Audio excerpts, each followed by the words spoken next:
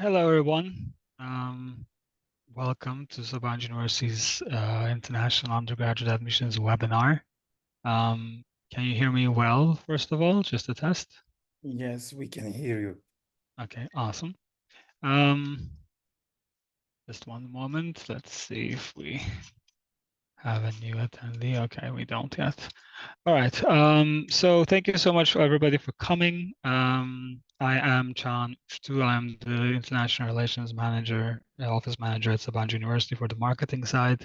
We're going to be talking about admissions to Sabancı University, application details, of course, the university itself, and we're going to be answering a couple of your questions in the next hour and a half to 2 hours.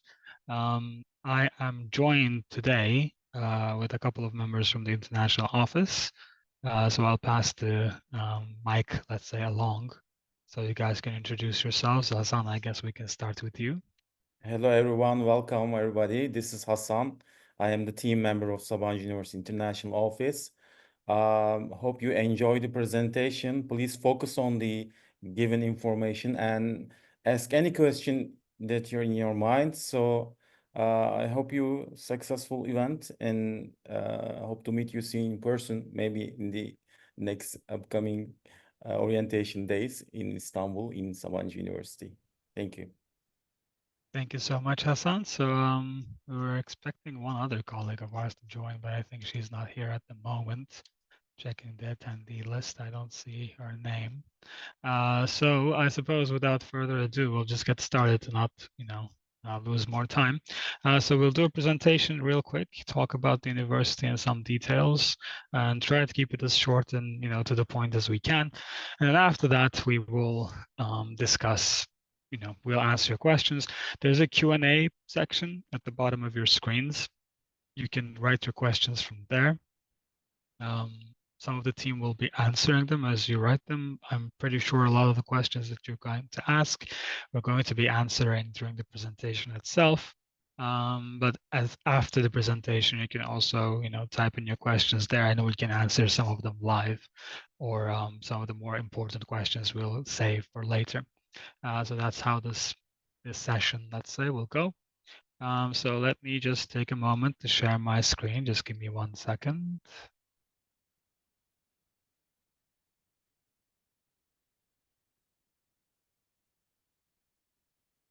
I believe this should be okay at the moment. Yes, we can see it Uh, now. awesome, perfect. Give me just one more moment so I can maybe, if I can find um, Berna real quick, but I don't think I can actually see her. Ah, there she is. Okay, awesome. Cool. Okay. All right. So let's get going on the presentation. So we're going to be talking, of course, about Sabancı University. As I said, I'm going to try and keep it as efficient as I can, so we do not go over a lot of very obvious details. So to start off, of course, the university is located in Turkey. Turkey is becoming an increasingly international country in recent years, a lot of international students as well. The economy is stabilizing somewhat.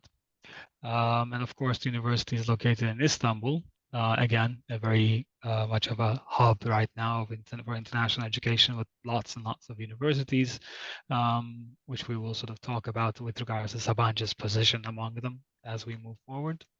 The university itself is located on the Asian side of the city, somewhat outside the city center. We'll discuss what that means as well. But we have a very large, vibrant campus outside the city that is like a mini city itself.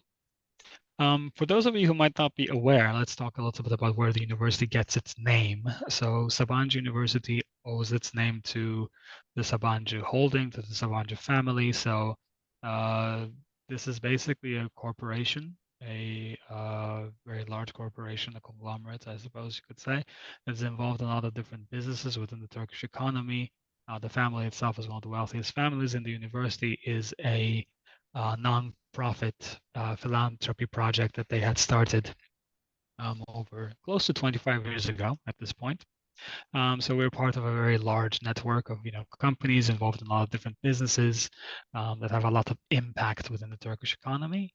Um, just to give an example, again, something that we always say, they're the main electricity providers, for example, for the city of Istanbul, just to give you a sense of how impactful the companies and the family are, which of course benefits us a lot with regards to investment, but also with regards to employability, with regards to internships. So there's a lot of benefits for our students as well. Um, some facts and figures. So the university is about to start celebrating its 25th academic year with the intake that we're currently finishing soon. Alongside the new academic year that starts in September, that will be our 25th year. All of our programs are in English. We are one of the highest ranking universities in Turkey. Depending on the program, depending on the ranking, we're actually the highest ranking university in the country, which again, we will discuss later on. But alongside that, we are one of the smallest universities in the country when it comes to the student population. So Sabancı University only has around 5,300 students. That is including graduate students from master's and PhD as well. And a lot of around like 600, 650 international students, which is an increasing number with the aim to reach around 20% international student ratio. We have a lot of partner universities around the world. We will be discussing those as we move forward as well in multiple countries across the world, very highly ranked partners. Um, being a small university does give us an advantage with regards to the faculty to student ratio. So classrooms tend to be quite small. Professors tend to be quite easy to reach, which, of course, drastically increases education quality at the university. Um, we have an increasing body of alumni, which we'll discuss, who have gone to great heights, and we're, very proud of them. And our scholarship opportunities we'll discuss later on, alongside our employment rate, which is one of the most significant aspects of the university and how much of a good idea, let's say, it is to study in Sabancı.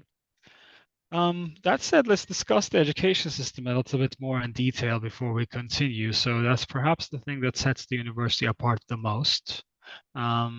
We have a unique education model in Turkey, different from every other Turkish university. It's a system that is quite common actually in the United States. It is known as a core curriculum model commonly. How it works is basically students who apply to Sabancı University in their first year, they do not actually choose a program.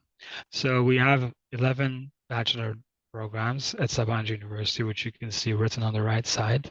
6 in the Faculty of Engineering and Natural Sciences, 4 in Arts and Social Sciences, and then our business program, totaling a total of 11 degrees.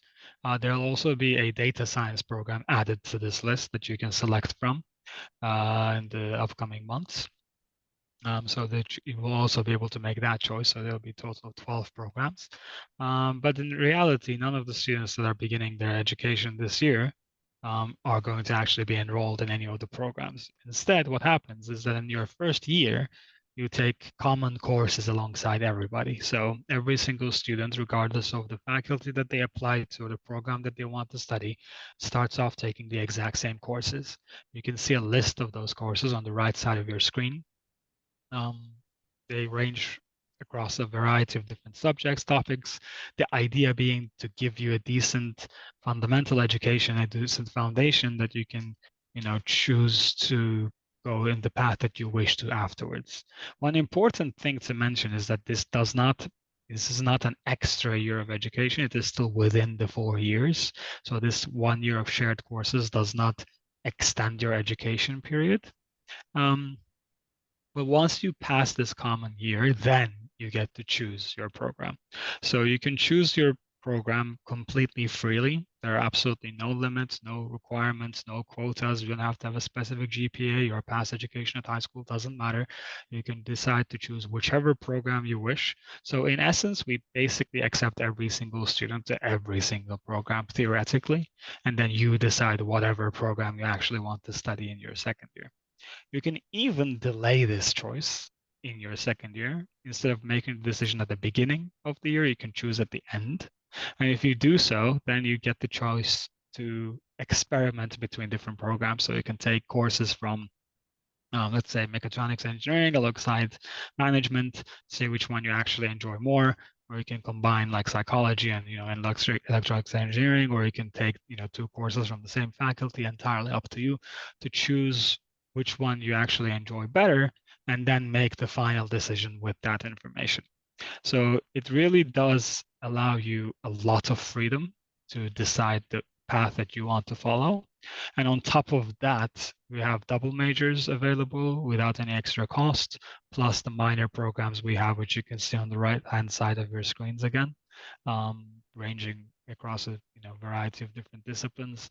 So you really can totally plan your educational path yourself. And the university gives a lot of freedom with regards to that.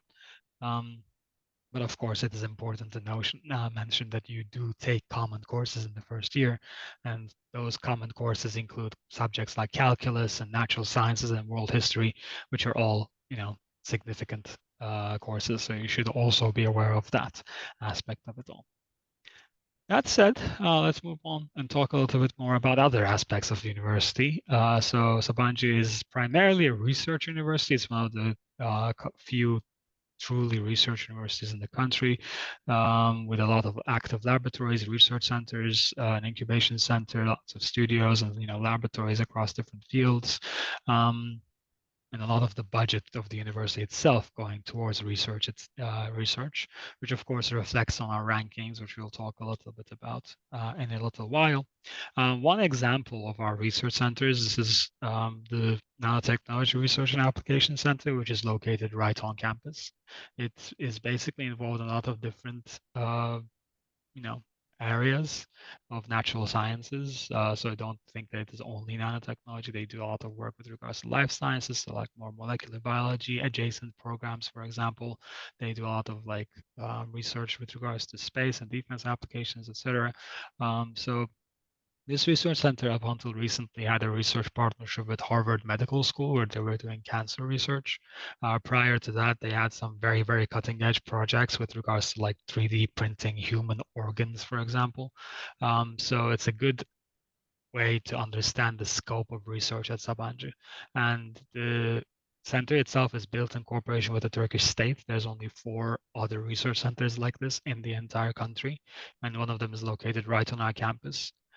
So it is a very, very good example to the level of importance that we give to research at the university and the infrastructure, the funding that is available for that endeavor. World rankings. So we discussed rankings already a little bit. As you can see, we are ranked in the Times Higher Education rankings among the 350 to 400th universities in the world, which makes us share the joint first place with 2 other universities. So among the world's best small universities, we are the only university in that ranking. We're the #1 university in the country. That's basically universities that have a student population of around 5,000. We are the 27th best university when you consider that ranking. In the QS rankings, you can see we're ranked around the 500 mark across the entire world. At the very bottom, you can see our business school rankings. So our business school is ranked among 68 among all European universities. And in this slide, you can see different faculty rankings again. So for example, the 176 to 200 position in social sciences, that's again the highest ranking social sciences faculty in Turkey. Our computer science our program is ranked very, very highly. Our engineering and technology faculty is one of the highest ranking faculties.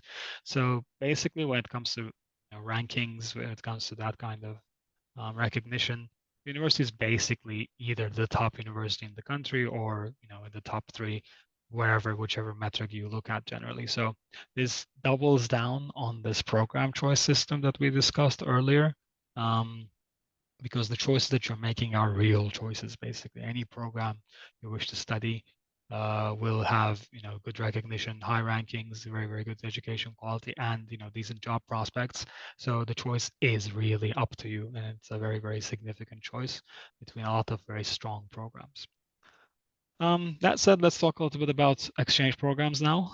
So for those of you who might not be aware what exchange means in the university context, basically you can spend 1 to 2 terms of your education studying at a different university during your education at Sabancı. We have more than 280 partners across the world. Almost all of those partners are ranked higher than we are. And since we are also, one of the highest ranking universities in the world, we're the highest ranking university in Turkey. That means that a lot of our, partners are very, very highly ranked. So we're talking about universities in, top 10, top 20s, and so on across the world. You can see, you see at the bottom of your screen some names. There are some very major universities like, University of Manchester, the Hong Kong University of Science and Technology, Delft, Netherlands, and so on and so forth. Basically, throughout your education, you can choose to study in any one of these universities. And the most important aspect of this system is that we fund that for you. So you do not actually have to pay anything extra to any one of these universities. You will still pay the same tuition that you would pay to Sabancı University. And we cover your plane tickets, we cover your day-to-day expenses. So you do not have to pay anything out of your own pocket, and you can spend 1 year studying in the US or Australia or wherever you wish across the entire world through funding from Sabancı University. We're one of 2 universities in the country that supports this financially outside of Europe as well. A lot of Turkish universities do support this financially within Europe too, but only 2 universities support it if you choose to go to Australia or the US and so on, for example. So we're quite proud of that as well. That also connects with our internship program. So we have a very active career office, internship office. Our internships are mandatory at Sabancı across all of our programs. So you will be getting some internship experience throughout your study period. And we do assist with those, with finding the internships, and you can even benefit again from doing a, internship abroad, and the university will also assist you with that depending on the internship that is available. We might also be able to fund that for you. So there's a lot of opportunities on that regard too.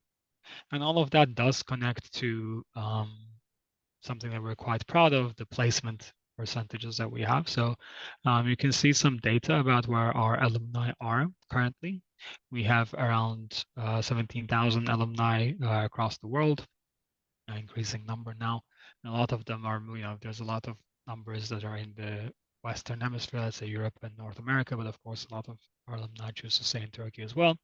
And our job placement, including graduate students, across the entire university is around 95% within a year of graduation.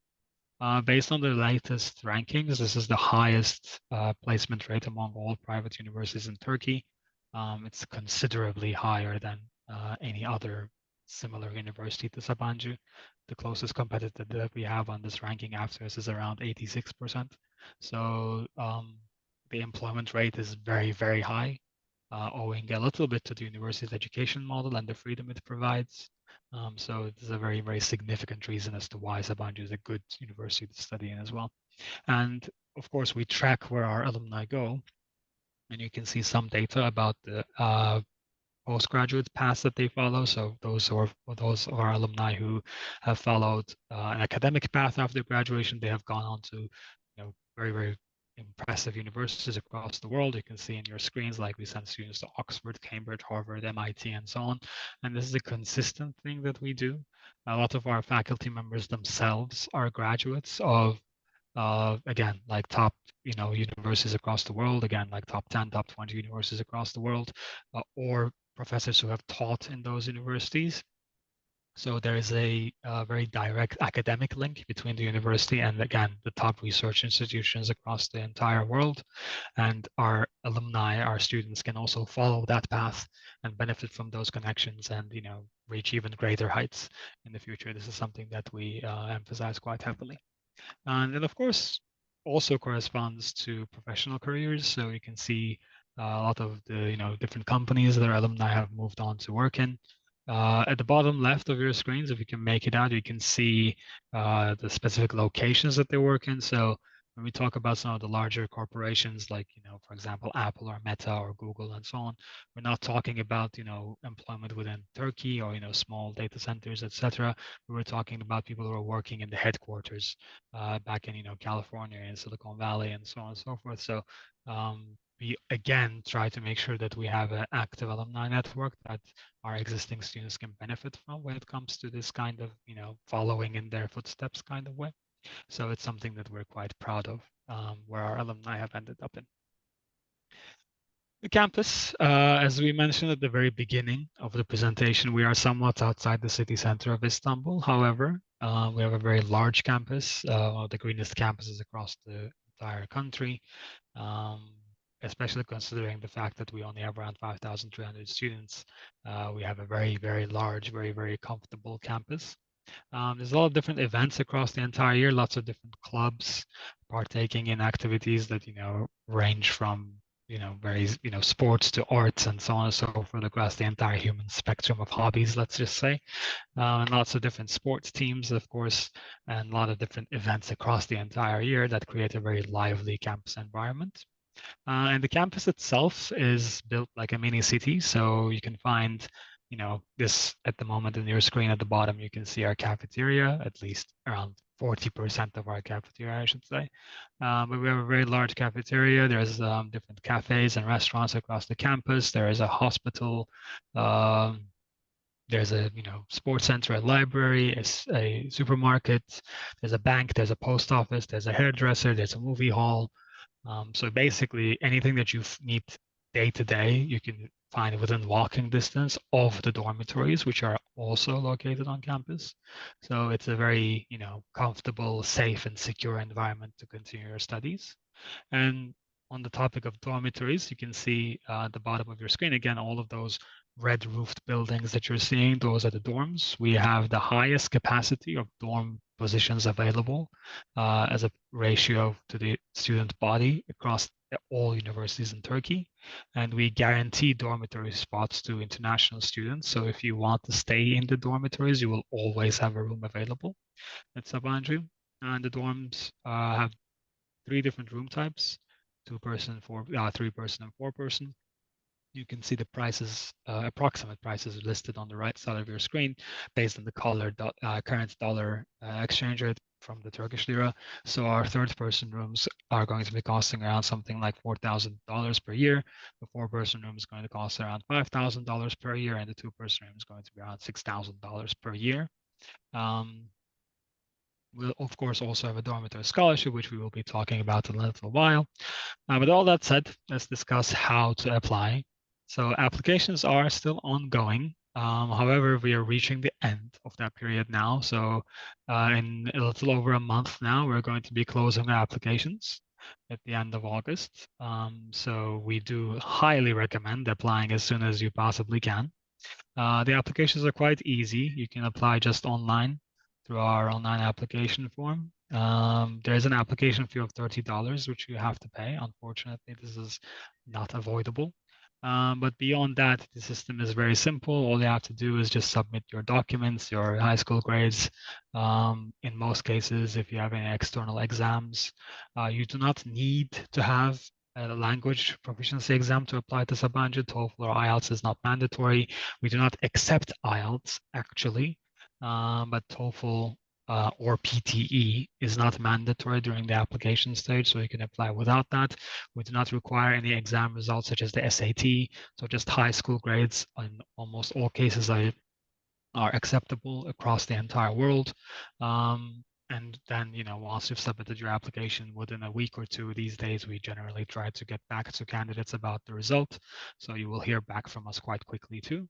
So it's very much a good idea to apply as soon as you can if you're still interested in studying at Sabancı in this year.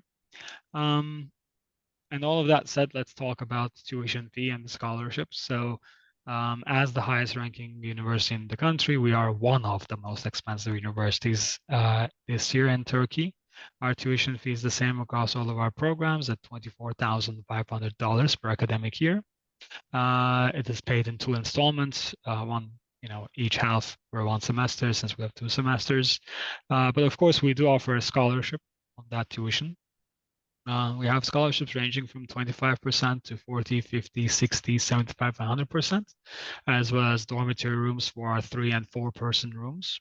I should mention that as we are approaching the very end of our applications, right, this point, 75 and 100% scholarships are either completely impossible or a tiny, tiny chance at this stage, unfortunately, because a lot of our quotas have already been filled, or there are already students who are being considered for those positions who have applied earlier. So these days, the lower scholarship positions are more available, but nonetheless, we do try to assist students as much as we can with regards to financial aid. A lot of our scholarships are merit-based, so we do look at academic success, but we do consider financial need, extracurricular activities, outside school successes, and so on as well. And we do have a quite holistic scholarship application and evaluation process. So again, don't be disheartened. We do try and assist students as much as we can, and someone from our team will be in touch to guide you throughout the application once you've made the application with regards to your scholarship chances as well. So it's a quite open and easy process. And all that said, let's bring this presentation part of this webinar to a close. You can find some contact information on your screens at the moment. Our social media channels, we would like to kindly ask you to make sure that you follow them. You'll be kept up to date with regards to application deadlines, with regards to important events, and with regards to developments from the university through that. And if you have any questions, you can just take a small photo of the email addresses on the left side or the phone numbers, and you can just reach us whenever you wish, and we'll be happy to assist you either for this application cycle or for any other question you might have about Sabancı University moving forward, of course. And all that said, let me stop sharing my screen so we can get to the Q&A section.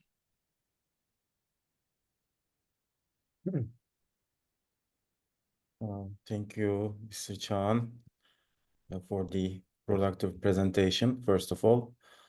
So generally, the students asking about this SAT exam, if it's mandatory or not for the admission. Yeah, so SAT is not mandatory, guys. You don't have to have an SAT score to be able to apply to Sabancı University. And since there is no other SAT date available at this point, I'll just leave it at that. If you don't have the SAT, don't worry. You can apply without it, no problem. And the other question is, IELTS is necessary for securing admission in Sabancı University. No, we do not require any English proficiency exam, IELTS, TOEFL, or PTE during the application stage.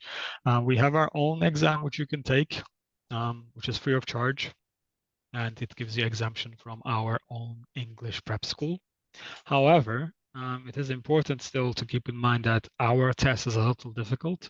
So we do recommend taking the TOEFL if you have secured admission to Sabancı University. If you're certain you're going to be attending Sabancı University, at that point, taking the exam could be a good idea, but you don't need it during the application stage.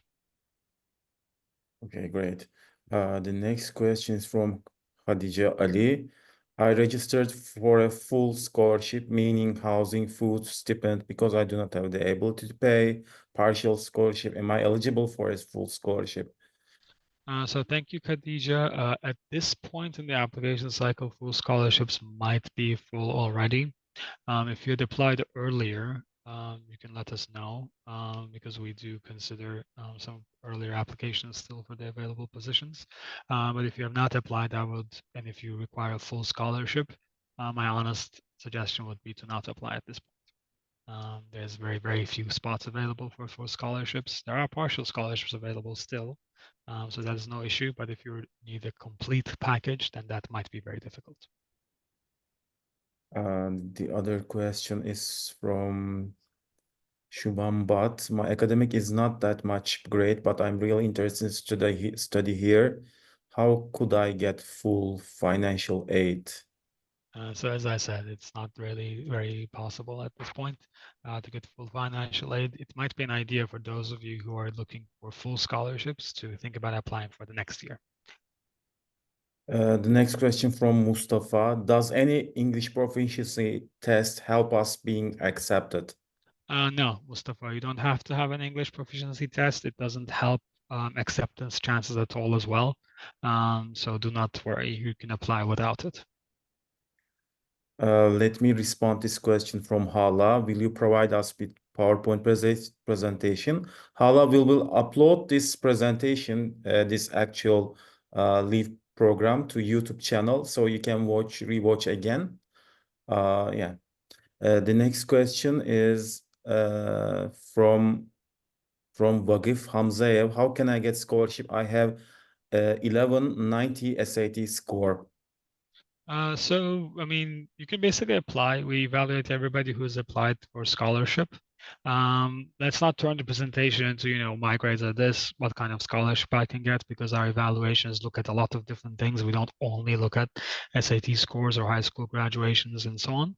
But suffice to say that we do try to assist students. As I said, everybody's evaluated for a scholarship position. Once you've applied, we will go through your application. Our team members will get in touch with you to learn about your scholarship expectations, and we will be guiding you across the entire application cycle. Next question from Laiba Muazzam. Any idea when we can expect a response on our scholarship reevaluation interviews conducted last month? Hey, Laiba, I saw your message after the Instagram live recording that we did the other day as well. We're still discussing. There's some scholarship evaluations that are ongoing. Our scholarship position, as I've mentioned yesterday, the other day, and today too, is a little bit, tight now. But there's still some availability. We're just postponing some evaluations to see how the procedures go. But don't worry, I am following your case in multiple ways, and for the scholarships as well. We are still evaluating, and we'll see what happens. Okay, the next question from Sana Sahar. Do your university require any English language test, for example, like IELTS? I have English language certificate only. How much time does it require for the whole process? Thank you, Sana. So you don't need IELTS or English exam scores, as we've mentioned. You can apply without them. There's no need to have an English exam score to apply to Sabancı. The entire process, if you mean the entire application process, applying will only take you like an hour, I would imagine at most. And then we get back to candidates about their results within 2 weeks in most cases. So if you were to apply tonight, you would probably, by the first week of August, you would have a result about your application to Sabancı University. Okay, the next question, I guess it's important, from Muhammad Hassan Abid Sandu. I have given English as a first language in my Cambridge IGCSE examination. Can this be used as English proficiency metric? So I'm afraid not, sadly, Muhammad. So we do not accept IGCSE results for the English proficiency. This is due to some students who had taken English in A levels and O levels in the past who had failed our own English exam. So sadly, you can't use that for exemption. You can take the TOEFL if you wish, or you can just take our exam, which is free of charge, and you can just start your studies automatically that way. Questions are about mostly English exam tests. The Yeah. next is about from Asad Wasim. I have 80% in highest degree and no English test. How much scholarship can I get? Again, we can't really say, based on this grade and this condition, what kind of scholarship I can get. This is not how our admissions work generally. However, just apply, Assad. We will be evaluating you for a scholarship once you apply. It does sound like you meet our minimum criteria, so you would, most likely be eligible for admission. So I would highly recommend applying, and we'll be in touch with you regardless. And after that, we can, see what we can do to assist you with scholarships. From Zakriya Mehman Al Hussein. I don't have any IELTS, but all my previous education in English. I am applying on behalf of English proficiency certificates issued by my previous high school. We sadly don't accept English certificates from other high schools or universities, Zakria. However, again, same thing. You don't have to have an English proficiency score to be able to apply. So just, feel free to apply with your high school grades, with your documents. You will be evaluated and you can get admission You don't have to have an English score of any kind to be able to get admission from Sabancı University. The next question from Mahri Bayramova. Does high SAT score secure full ride scholarship? So again, we have a lot of different criteria that we look at. We don't only look at the SAT when we look at scholarship evaluations. A very high SAT score could, of course, give you, high scholarship chances, of course. That depends on the grade. But we don't really have kind of like an official scale which we can share about, if you get this SAT score, then you will get the scholarship. Um, so yeah, again, the recommendation that I can give is just, to get in touch with us if you want through email, and you can share your documents with us and we can guide you that way. I think Hassan needed to take a break, so let me answer some of the questions Okay, the myself. next question. I'm so Okay. sorry. No, it's okay. My name is Du. And the university provides hostel facilities for the female student, the first question. Mhm. And the second question, if I'm selected for the scholarship program, do you provide air tickets? The third question, can I work during my studies? And what's your processing fee? I'm from Pakistan. So thank you, Sana, for questions. I'll just quick fire answer them. We do have accommodation, hostel facilities, dormitories for female students. They're separate. We do not have a scholarships program where we cover flights. So sadly, we don't cover the tickets for your flight. You can work during your studies part-time on campus or outside of campus. For outside of campus, it's a little bit more difficult. And our application fee is $30. Okay, okay. The next question from Hamza. I was seek for financial scholarship. I can't even afford the application fee. Is it possible? At this point, Hamza, as I said, some of our scholarships are limited, especially the higher scholarship positions. If you're looking for a full scholarship and that is the only way that you can study at Sabancı University, my recommendation would be to try to apply next academic year. Okay. From Taha Saddik. I got 72% marks in grade 11 in Pakistan. My grade 12 result in on 12 September 2024. So is scholarship is provided to me or not? Thank you, Taha. We require 80% from the intermediate system in Pakistan. So depending on your 12th year grades, you can apply, but we do need the year 12 results as well. So you would have to apply for the next academic intake. And as I said before, we don't really discuss exact scholarship details in the webinar. Okay, next question from Nevin. Hi, does the university offer part-time jobs for students to help them fund their university fees? So we do offer part-time jobs. It's for students during their study period. However, the amount of economic compensation, the payment that you would get for that part-time job is quite limited. So you shouldn't really consider it to be something that you can do to cover your tuition fees. Okay, thank you. The next question from Abdurrazak Oladapo. Can I use NECO result? Yes, you can. We do accept NECO results as well. We have an application like accepted exams and diplomas list. At the end of the presentation, I'll share my screen again. You can find it on our website. We require, I believe, 3B3 grades or 3C4 grades minimum. That should be something like that. Okay, the next question from Mustafa Junaid. Would there be any interviews with students for being considered for scholarship? We did do some interviews, Mustafa. Across the year, we do interviews for some of the higher scholarship positions. These days, if you had not applied already, during your application request, yeah, you can request one, and we can try to, host the interview with you. But we don't have an official scholarship interview process. I should mention that. We don't interview every single candidate. We basically interview candidates in most cases to sort of, to get more information about their application. The next question from Abdulrahman Muhammad.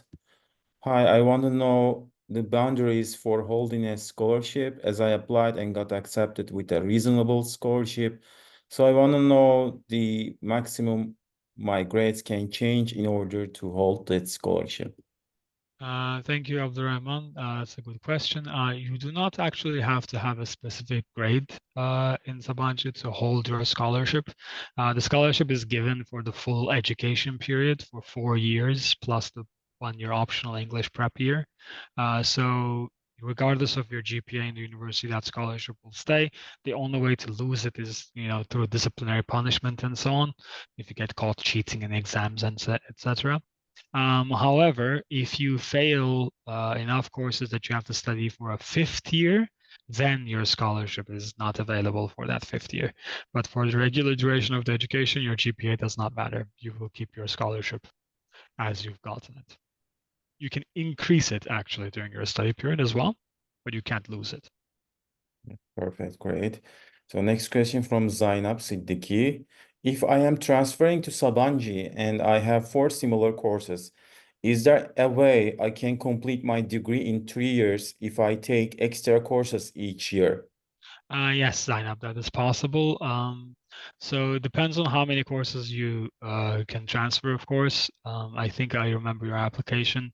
If the programs are similar, if the course descriptions, the course, concepts, let's say, are similar, then in those cases you can transfer a lot of your courses, and then through summer periods or through, electives that you can take from higher years, you can, in theory, yes, finish the program sooner in 3 years or less.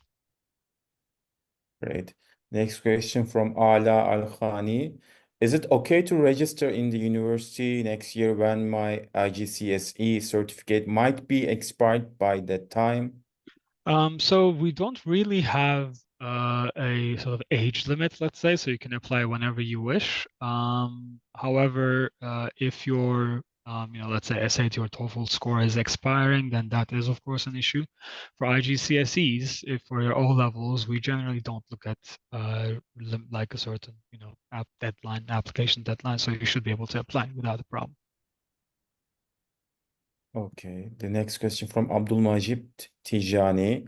Thank you all regarding to undergraduate scholarship. After you have done with your application, is that any possibility of asking for another payment, just like the previous one, like application fee? Um, So there is no other additional payment. So we do ask for a $2,000 payment to secure your spot, secure the offer, but that is actually part of your first year tuition. So it's not like an extra charge, it's just part of the tuition fee we ask for you to pay in advance so that we know that, of your interest in attending the university. We close that scholarship position, so we do not make it available for anybody else. But it is not like an additional fee that you pay. So the only additional extra fee that you would pay regular, in addition to the regular tuition fee, is the application fee. The next question from Ala again. It would be older than 2 years ago when the certificate was issued from Um, IGCSE. I don't think this is the IGCSE probably. It would be, I mean, if you're saying 2 years ago, maybe are you talking about IELTS instead? Because I don't think the O-level certificates are only 2 years long. If you can clarify that, I can try and give you some extra information. Okay, the next question from Evans. What scholarships percentage are available as for now? Because I heard full scholarships are difficult.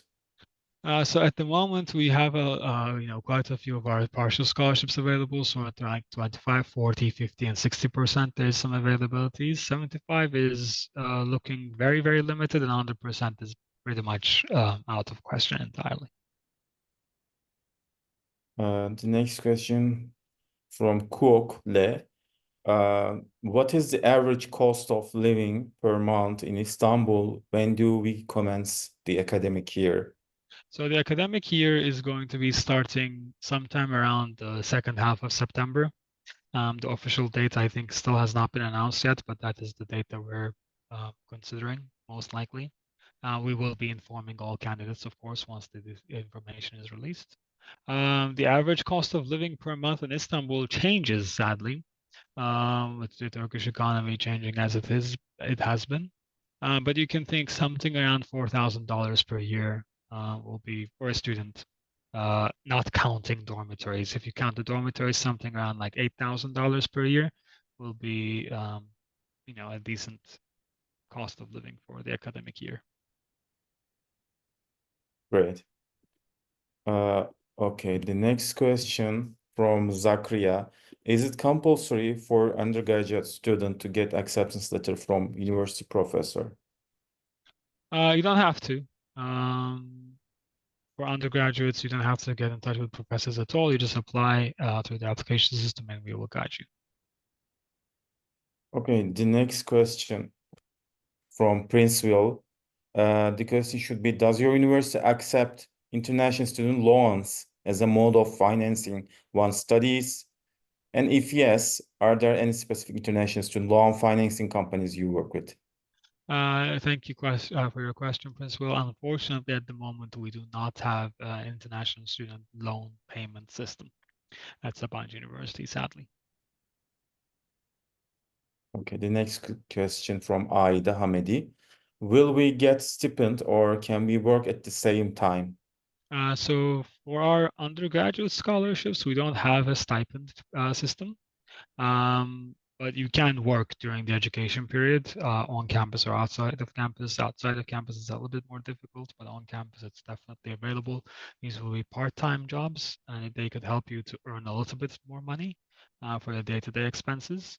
But do keep it in mind that there would not really be a way of covering the tuition. So if you look at it more as some extra money that you can use, for food expenses and so on, that's a better way of looking at it. Okay, the next question is from Manahil Ahsan. How much is the dormitory fee per month? Thank you, Manahil. So the dormitory fees per month at the mo for per month, actually, I'm not entirely sure. Per year, they seem to be around $4,000 to $6,000, depending on the room type. This is per year. So you can just divide that by 9, basically, since the academic year continues for 9 months around that time at least. So per month it would come to something around like $450 per year to around $550 per year. Okay. Sorry, per month. The next question from Abdurrahman Muhammad. I would like a general overview of a study schedule through the year about the classroom and their size, the teachers, etc. Thanks. So that's tough, actually. I'm sorry I'm not giving all of that information. But just to give you some ideas, so the classroom sizes depend on your program, depend on the year. In the first year, since everybody takes the same courses, the sizes tend to be a little bit bigger. So you'll have classes of around like 40, 50 students. That number drops usually to 20s, sometimes 10s, depending on your program from the second year onwards.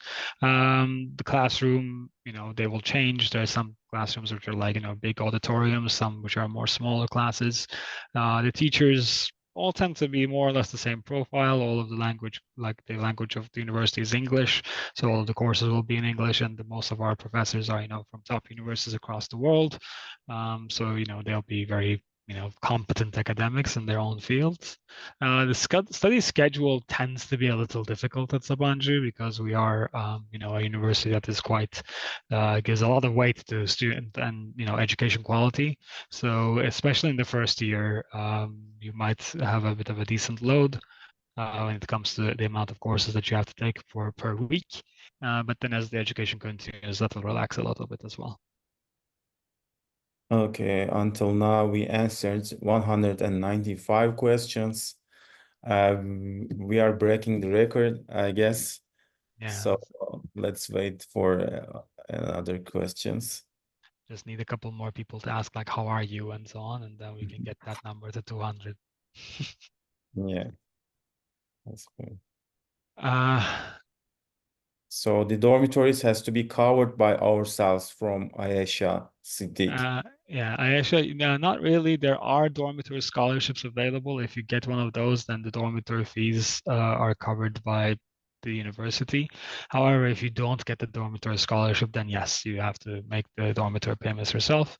You can, of course, also always choose to, stay outside the campus. There are lots of different housing options available within Istanbul.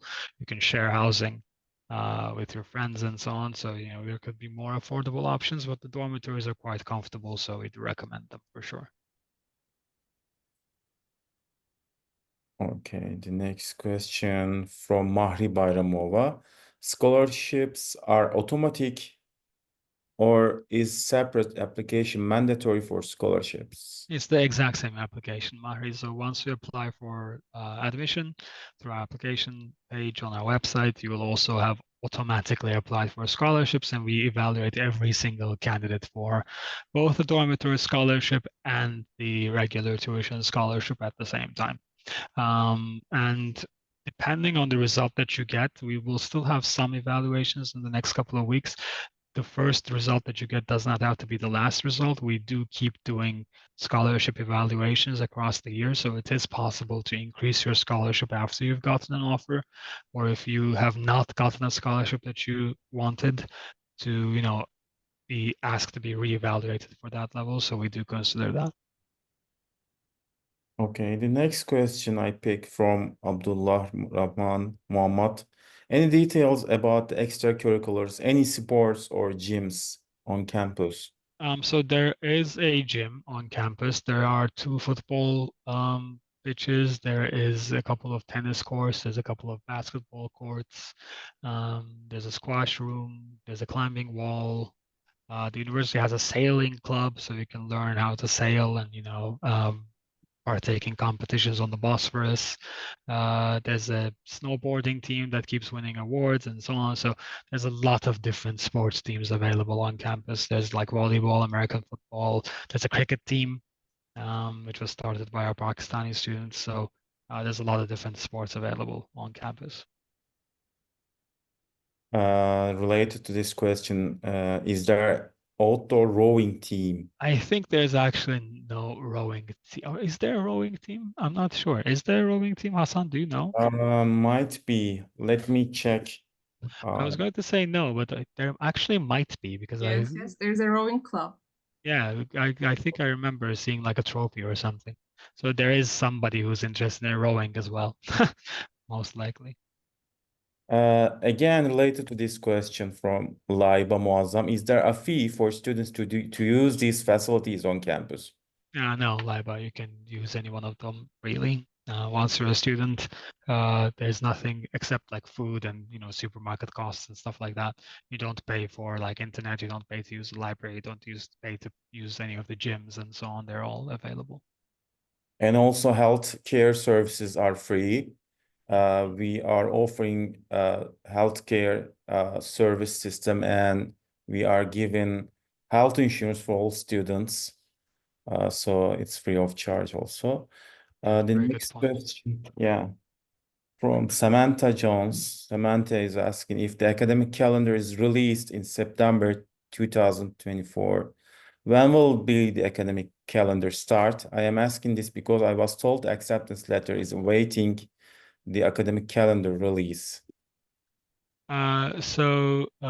Samantha, are you applying for undergraduate or for graduate, first of all? Because you should be able to get the acceptance letter without having to wait for the academic calendar. We have been able to send some of the acceptance letters already. The academic calendar should be announced within the next week or two, frankly. It seems like most of the details are clear already.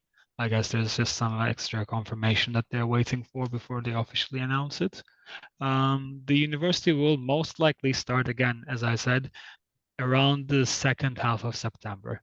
So you can sort of try to start making some plans based on that. But I suppose the official dates will be announced in the next week or two, hopefully. Great. So the next question from Emmanuel. What if I decide to be a professional in any part of the sports which is available and got signed for a club? Will it affect my studies?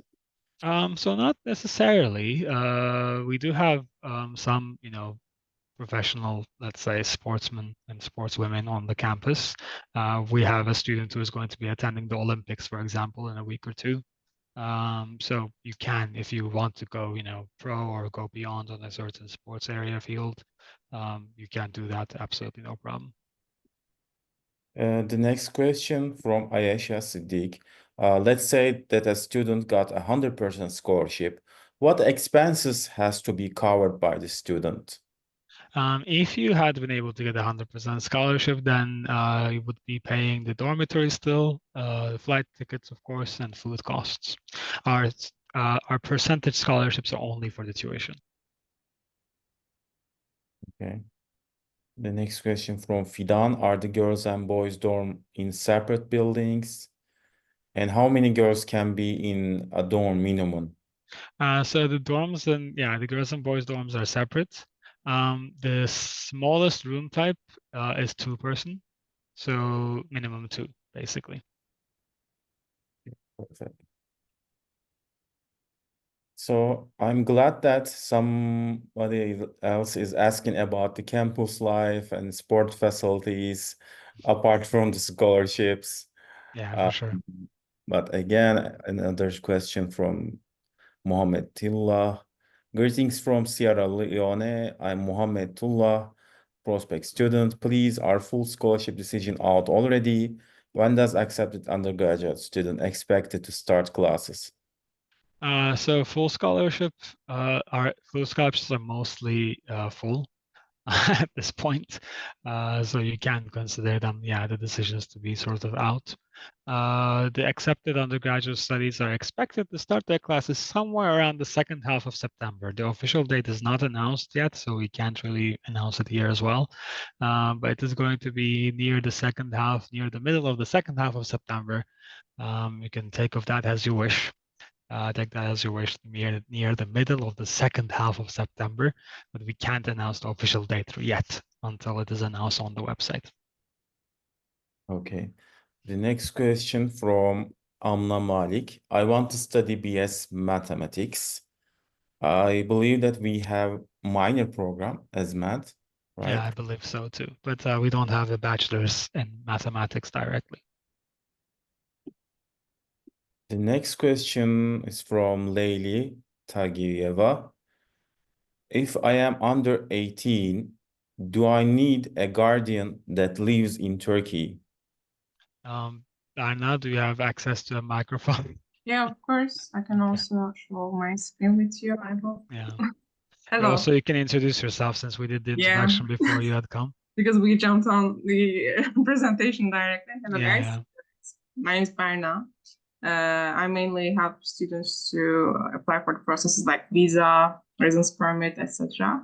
If a student is asking this question about being a legal guardian in a country, if you are under 18 years old, like if you do not have any student visa while you are in Turkey or like after your arrival, and you need a legal guardian, unfortunately. So because of this reason, if you are under 18, we all recommend you to get a student visa specifically. If you have any problem, any difficulties regarding getting this type of visa from the consulates, let us know. You can get in contact with the consulates. We can write visa support letters for you. The most important thing is if you are under 18, it is an obligation for you to get a student visa in this case, because you do not have any parents, any family members in Turkey to help you to provide a legal guardianship. And mostly students are having trouble in this regard. So we highly recommend you to get a student visa if you are under 18. If you are not under 18, if you are above like 18, 19 years old, etc., you don't need to get a student visa. You can come to Turkey with a tourist visa or use your visa exemption, like visa-free days, depending on your country, on your passport country that you have, okay? So there is this definition by the government, unfortunately, but apart from that, like if you are not under 18, of course, you don't need to get a student visa, enter Turkey, and we will be helping you to get a residence permit. And this is the general information. I hope it is helpful for you. Thank you. The other question from Manahil, is there a music room with instruments? You know Yes. better than We have lots of musical instruments in the university campus. There is a music club in the university, and one room is also specifically used for this thing. Also, there are different storage rooms for them to provide their musical instruments. And you can go there, get the key, enter the room, and you can play your songs there. So if this is your concern. The music club name was Musicus. You Yeah. can find their Instagram account. If you look for Musicus on Instagram, you'll find their announcements and events. Also, they have like music nights in the campus and out of the campus. They have their own different events. Also, at the end of everything, like any kind of event at the university, they have their own band and play there.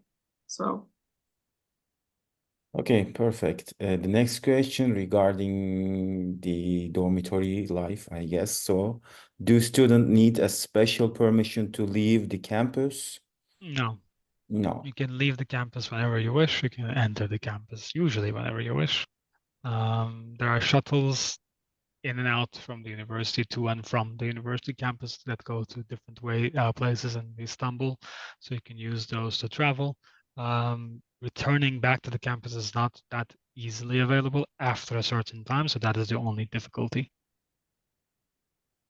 Okay, the next question from Bilal Ibrahim Kamish.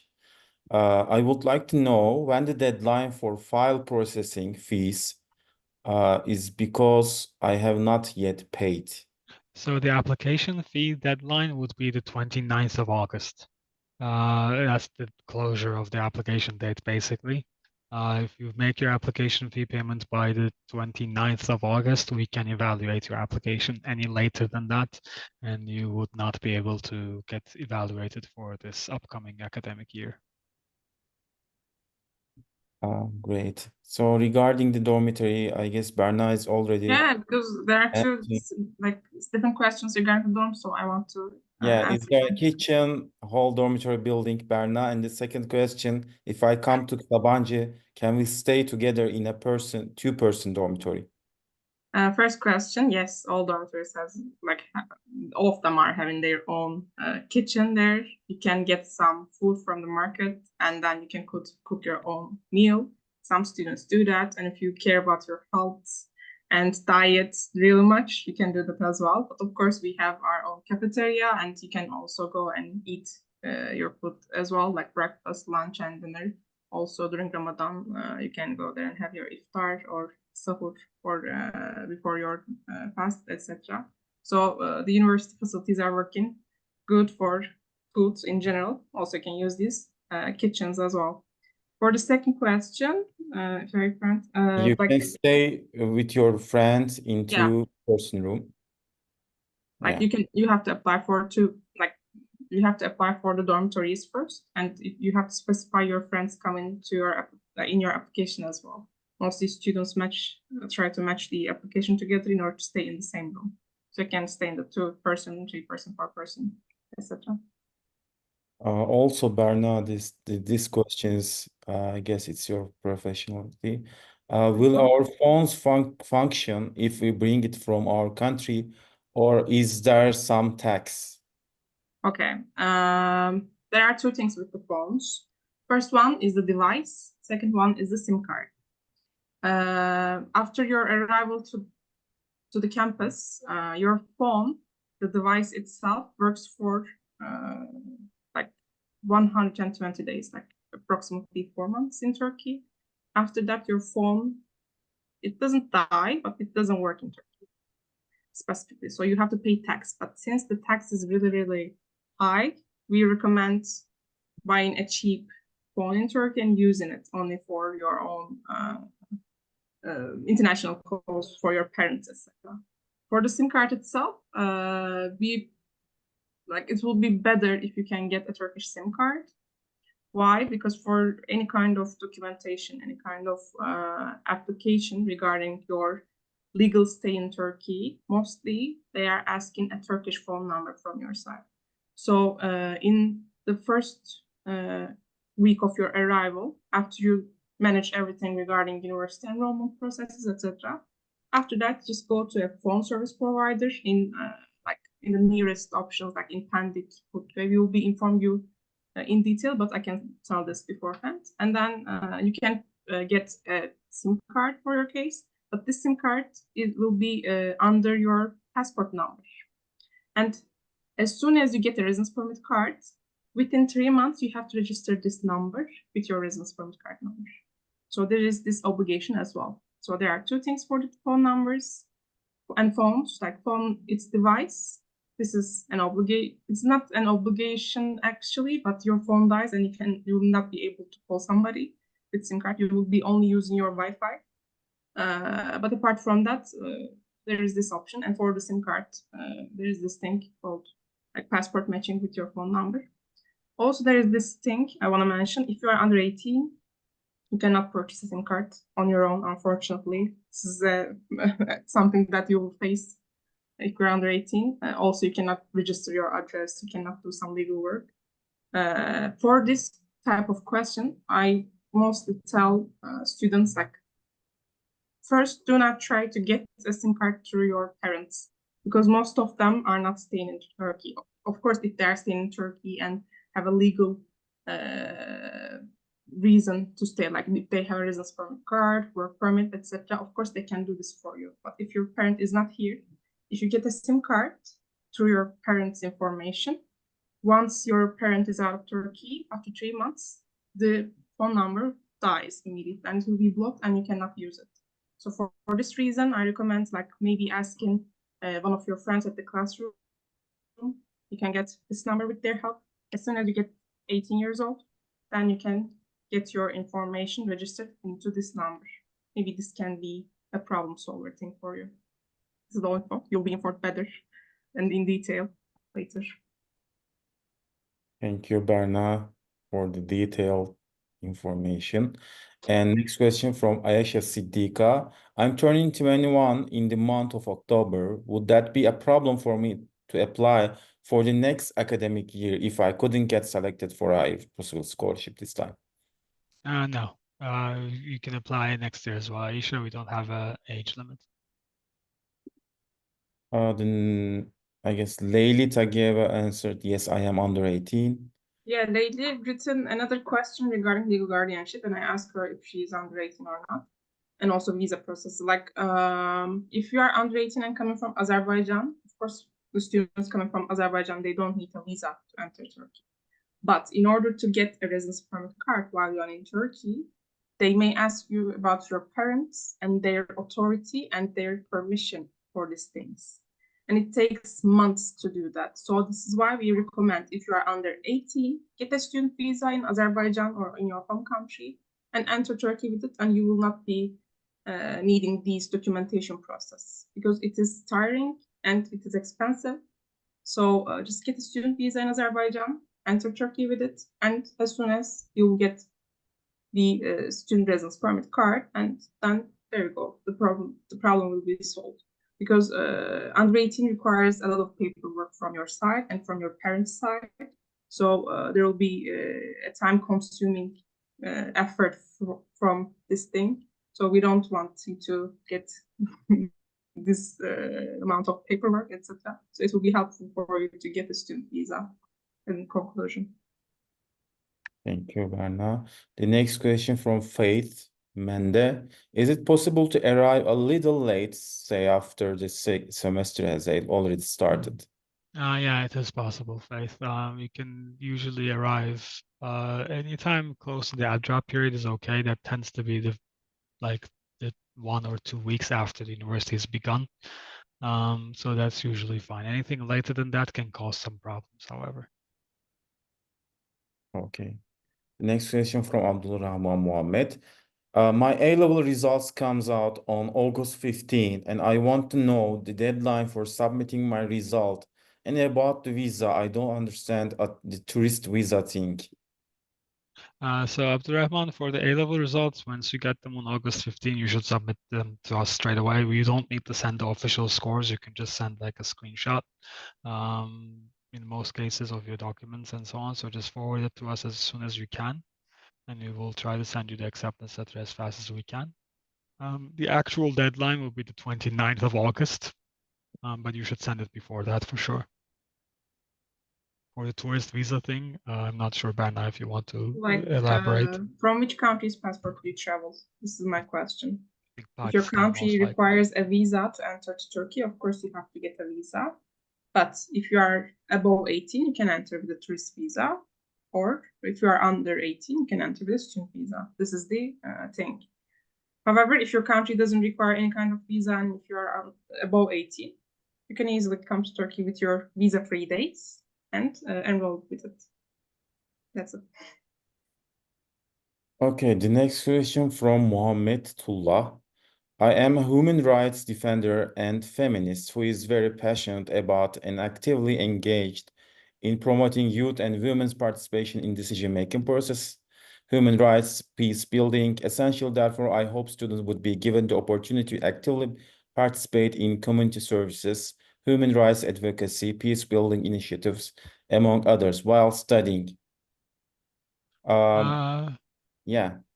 Yeah, so Mohammed, we do, first of all, I mean, as a university, of course, a lot of those are university's own goals as well, since we are, trying to be a beneficial institution to the society that we're in as well.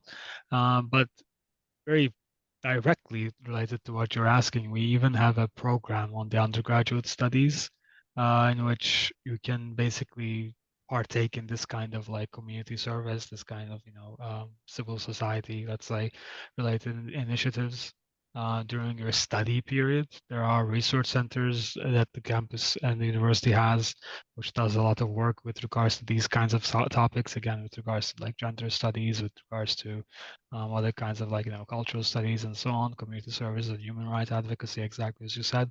So you can for sure be involved in aspects of life such as this, or aspects of university life such as this, and we would be more than happy to assist you through that. The next question regarding the SIM cards won't work after 3 months, 4 months. Something happened to the phone, Berna. Like, to elaborate on the device itself. Okay.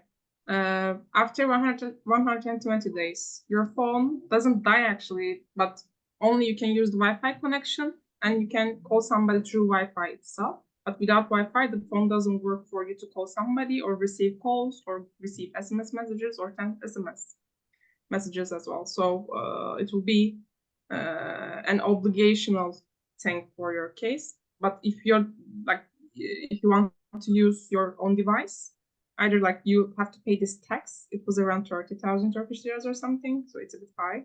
Maybe the number has been increased or increasing, I don't know. But the thing is, like, it is subject to change as well, and it can be expensive for you. So maybe you can get a cheap version, cheap phone in Turkey, and you use it, or you can use your phone with Wi-Fi. That's it.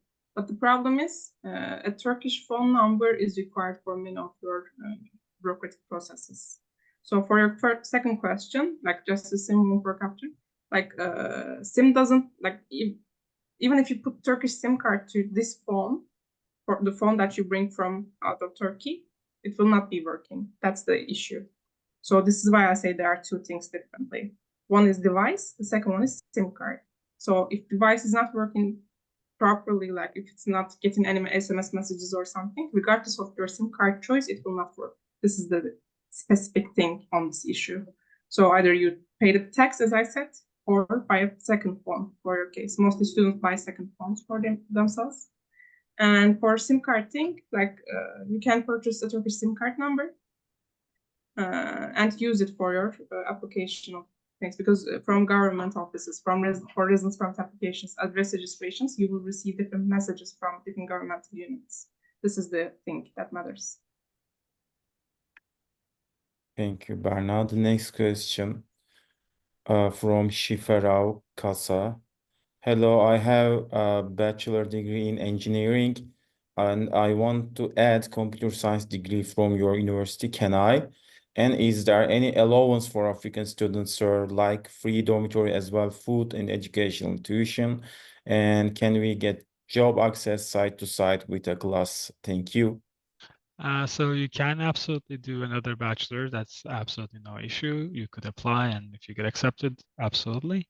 There are no like sort of food scholarships that we have, but we do have dormitory scholarships and tuition scholarships available for students across the world. So you could, of course, benefit from those too. And you can work while you're studying. Yes, you can work part-time, but do keep in mind that the amount of money that you would get for that kind of work would be somewhat limited. Okay, great. So the next question from Hadice. I understand that we automatically have free private health insurance through Sabancı, and Turkey has their own national health insurance. I'm concerned about any accidents or damages that may occur in Turkey or on campus. Some examples would be a laptop breaking due to any reason or damaging dormitory walls. What would happen in this situation? This question has to be more explained in my opinion because like laptop breaking, if your laptop is breaking, of course it is required your laptop, and if you have an international international insurance for your device itself, then you can use it in Turkey according to the brands and I don't know, in kind of servers that you get help. It is related to your own device actually. The health insurance that we provide belongs to you. You can use this limited health insurance with the hospitals that we have agreements with, okay? And you can go there, I don't know, you can get your eyes tested, eyes checked, get blood tests, or if you have flu, you can get some prescription under it, okay? This works for this. Apart from that, Turkey has its own national health insurance, but in order to get this national health insurance, you have to apply for this within 3 months while after your enrollment at the university. This is how it works, and also you can use this kind of health insurance, the governmental one, national one, in governmental hospitals. So there's this difference. But apart from that, like damaging dormitory walls or something, you have to be more specific about this part of the question. I hope my answer helps you to understand the basic things. Okay, great. So next question from Seferdat Zolfgari. University will provide visa. Okay, university doesn't provide visa itself because visa is provided by the consulates of the government, of any kind of government. So in order to get a visa, if you need a visa, this is the first thing. If your country requires a visa, a consular visa, e-visa, the type may change.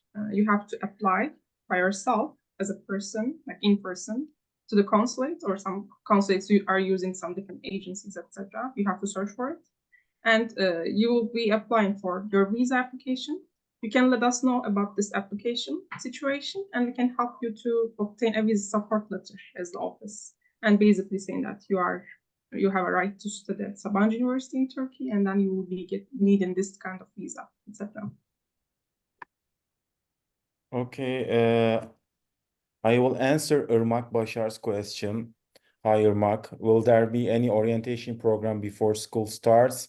When will be calendar announced? Yes, there will be a orientation program, and also there will be pre-arrival meetings. I hope so. We will inform you beforehand, so you can join any of them before you arrive in Turkey. Thank you so much. The next question from Hadija again. I'm confused about visa process for 18 plus. We do not have to apply for student visa. Berna, I guess you already responded this question. Yeah, like you can write to us, and maybe I can send you like of course I will do it separately, but I can send you our student card and visa part of it, and you can be more informed because it's a bit long text, and I can answer your question in detail. Great. The next question from Vakıf Hamzayev. What will happen if my grades are bad during the semester? I guess it's related to scholarship question, maybe. Yeah, most likely. I mean, nothing really. You don't lose your scholarship depending on your education, like your GPA. You can get a higher scholarship if your grades are high, but your scholarship stays the same. However, of course, if you fail a lot of courses and you have to study an extra year, then your scholarship is not valid on your fifth year. So you can keep that in mind. But like, there's not going to be any kind of, instant negative result from having low grades on a specific given year. Okay. Great. So, regarding Muhammadullah question, he went offline due to internet connection. He missed the part we mentioned about the program regarding the Sugender and the other social activities. But Mohammed, you can watch it later on our YouTube channel. We will upload this session on YouTube. The answer was quite long already, I suppose. Basically, you can just very quickly just do a search for civic involvement project, Sabancı University, and you will get a very good answer, I think, through that as well. Civic involvement project, Sabancı University. Okay, the important question from Aida Hamadi is the dormitory fee 5,000 or 4,000 annual or monthly? Annual. $4,000 to $6,000, depending on the room type, based on the current dollar exchange rate, which could change and could be lower, but who knows? Annually. Okay, I guess we already completed the questions up, except the dormitory walls. There are, if you like do something to the dormitory walls, or like you break your desk or your bed or something like that, then you do pay for those damages. But that's Also, it. as far as I know, you cannot nail something on the wall. You can just stick it. Yeah, You I cannot think use nails not. or something. Yeah, If yeah, you yeah. have any intention to punch any walls, you can use our sports center. We have already have, You have a punching bag. You yeah. can go and do that. You need to break something, just do it outside the universe. The next question from Amna Malik. I study university in our country. Can I continue my semester in Sabancı University? Yes, of course you can. There's transfers available. The application deadline for that is August 29th as well. So if you're interested, you should apply soon, but you can absolutely. Next question from Abanezer Mario Marcos. What's the requirement to get mechatronics major after freshman courses? So this is actually a good question, just in case anybody else has the same like sort of confusion. You do not have to have you do not have to meet any requirements to choose a program. Once you've passed that like freshman courses, those first year courses, you can choose whichever program you wish completely freely. There will not be anything that limits you. There's no quota, no requirement, no cutoff. The past education doesn't matter. You can choose whichever program you wish as you wish. Nobody will challenge you. For the dormitory question again, also are bunk beds the only option in the dorms? There are some rooms that have actual beds as well. I think the 4-person rooms generally, most likely. The 2-person, the smaller rooms tend to have bunk beds, in the sense that your work desk and your bed is one unit. So the bed is above, there's a desk below, so you don't like share a bunk bed with like another student. But it's sort of like a bunk bed in the sense that it is, not on the ground. But there are rooms where the beds are separate as well. Okay, the next question regarding exchange. When can I take exchange semester? Yeah, like you can take this exchange semester after first year, because you have to have a specific GPA in order to apply for it, because most students are starting applying for it in second year, third year, and fourth year. You have this right. You can apply for an exchange program, Erasmus program, global exchange program, also Erasmus Plus internship program for your summer or winter semester break or something. You can do this thing. I guess we completed all the question, or we can wait a couple of minutes. very busy session this time, but of course that's why we're here. So quite successful. So if you missed the questions or if you missed the whole presentation, you can watch later on YouTube channel. I highly recommend you follow our social media. Especially we have social media specialists. She is consuming her time during the day to put in some contents on our social media on Instagram, LinkedIn, and YouTube. Please follow us. Exactly. I guess this is it. There doesn't seem to be any new questions coming. So thank you everybody for attending. Those of you who are left, I should say, because I see the attendee number dropped a little bit as we went on. Thank you so much for attending. If you have any questions, let me just very quickly still share my screen. So the email is once more visible on the screen before we close. Give me just 1 second. So there you go. You can, follow us on our social media channels, as Hassan said. You can reach us through our email accounts on the left-hand side, or, call us if you have any questions, anything that you want to learn. As Hassan said, we'll be sharing this online on YouTube and so on, so you can also just get the details from there later on. Thank you so much for coming. And guys, do you want to say anything in closing? Thank you so much for the presentation, Mr. Chan, Berna, and Irem, and Pınar, everyone.